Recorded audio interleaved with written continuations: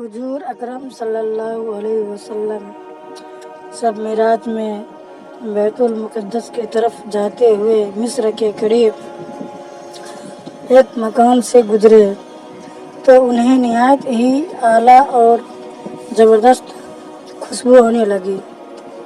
آپ صلی اللہ علیہ وسلم نے حضرت جبرائیل علیہ السلام سے پوچھا کہ یہ خوشبو کیسی ہے؟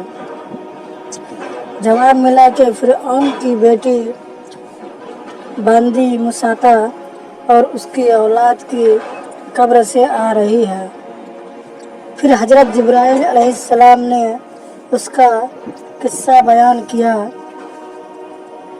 کہ مساطا فرعون کی بیٹی کی خادمہ تھی اور وہ خفیہ طور پر اسلام لا چکی تھی۔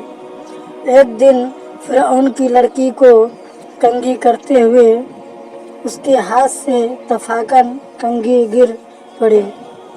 وہ اٹھانے لگی تو اس کی زبان سے بے ساختہ بسم اللہ نکل گیا۔ اس پر شہزادی نے کہا کہ تو نے آج عجیب کلام بولا، رب تو میرا باپ فرعون ہی ہے، تو پھر یہ کس کا نام لیا ہے؟ اس نے جواب دیا، فرعون رب نہیں بلکہ رب وہ اللہ ہے جو مجھے اور تجھے اور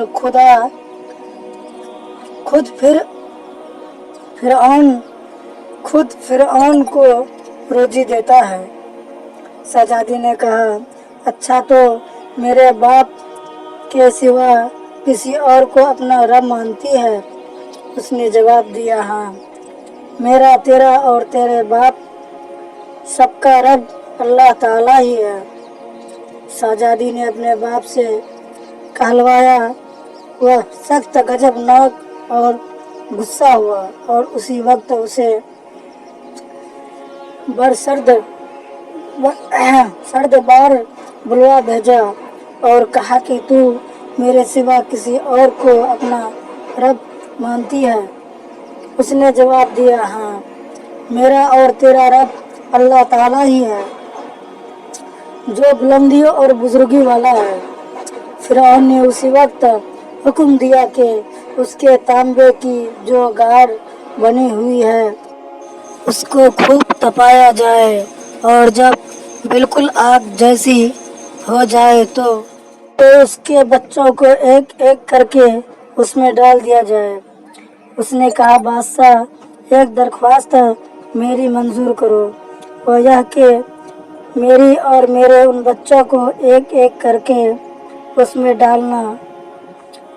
اس نے کہا، بادشاہ، ایک درخواست میری منظور کرو، یہ کہ میری اور میری ان بچوں کی ہڈیاں ایک ہی جگہ ڈال دینا۔ اس نے کہا، اچھا، تیرے کچھ حقوق ہمارے ذمہ ہے، اس لیے یہ منظور ہے۔ اس کی دونوں بچیاں اس کی آنکھوں کے سامنے اس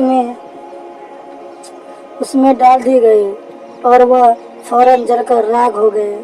پھر سب سے چھوٹے کی باری آئی جو ماں کی چھاتی سے لگا ہوا دودھ پی رہا تھا۔ فرعون کے سپاہیوں نے اسے گھسیٹا تو اس نیک بندی کی آنکھوں تلے اندھیرا چھا گیا۔ اللہ تعالیٰ نے اس بچے کو اسی وقت زبان دے دی اور اس نے بآواز بلند کہا، اماں جان، افسوس نہ کر، اماں جان، ذرا بھی حق پر جان دینا ہی سب سے بڑی نیکی ہے۔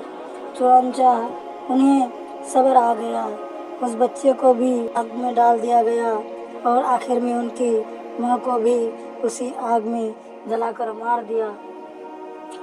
یہ خوشبو مہک اسی کی جنتی محل سے آ رہی ہے۔ سبحان اللہ۔